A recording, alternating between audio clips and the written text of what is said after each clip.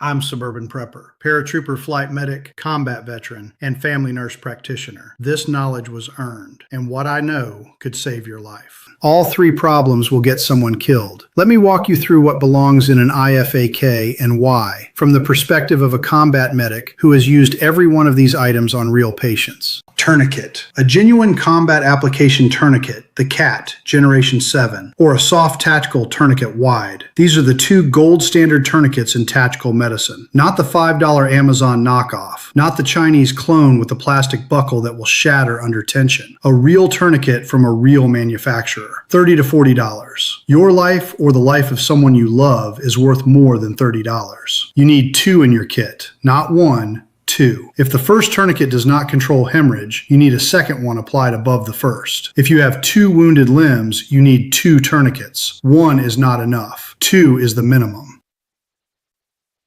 Hemostatic gauze. Combat gauze is the standard. It contains kaolin, a mineral that accelerates the clotting cascade when packed into a wound. Quick clot combat gauze and Celox gauze are also acceptable. You need at least 2 packs. One for the primary wound, one for a secondary wound, or for repacking if the first application does not achieve hemostasis. Hemostatic gauze is what you use for junctional wounds, the groin, the armpit, the neck, where a tourniquet cannot be applied. 30% of preventable combat deaths are from junctional hemorrhage. If your kit does not have hemostatic gauze, your kit has a 30% hole in it. Chest seals, 2 of them, one for the entry wound, one for the exit wound. A penetrating chest wound, a gunshot, a stab wound, a piece of shrapnel can create a sucking chest wound where air enters the pleural cavity through the wound with each breath. An occlusive chest seal covers the wound and prevents air from entering. High-fin chest seals are the standard. Halo chest seals are excellent. SAM chest seals work. Vented chest seals allow trapped air to escape while preventing new air from entering. Non-vented chest seals require monitoring for signs of tension pneumothorax, which I covered earlier in this episode. Pressure bandage, an Israeli bandage or an OLAES modular bandage. These are multi-purpose pressure dressings that combine a sterile dressing pad with an elastic wrap and a pressure applicator. They are used for wound sites that are not amenable to tourniquet application but require sustained pressure to control bleeding. One in every kit.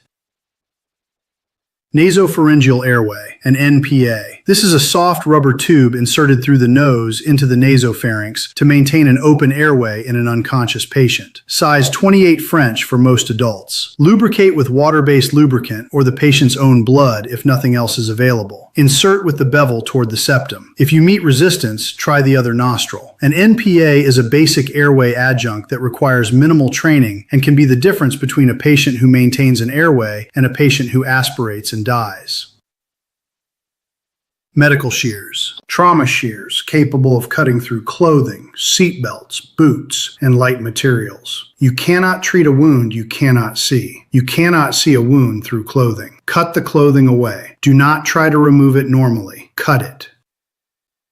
Permanent marker, for writing the time on the tourniquet, for writing patient information on the patient's skin if you have no paper, for marking wounds you have treated so responding EMS knows what has been addressed. Medical tape, waterproof medical tape for securing dressings, securing NPAs, improvising flutter valves, and 100 other uses. Nitrile gloves, 2 pair minimum. Body fluid precautions apply in every scenario. You cannot help anyone if you contract a blood-borne pathogen from the person you are treating. That is the core IFAK. Notice what is not on that list. Band-aids, alcohol wipes, antibiotic ointment, ibuprofen. Those are first aid items. An IFAK is not a first aid kit. An IFAK is a trauma intervention kit designed to keep someone alive long enough to reach definitive care. Do not dilute your IFAK with first aid supplies. Keep those in a separate kit. Now, how many of you have an IFAK that matches what I just described? And how many of you have one that is half-stocked with expired supplies and gear you have never trained on? Be honest with yourself. Audit your IFAK against what I just gave you. Replace anything expired, add anything missing, and then practice with it. Take every item out of the packaging, handle it, know where it is by feel so you can find it in the dark, under stress, with blood on your hands. We have over 400 modules of real-world preparedness training built by someone who's actually been there.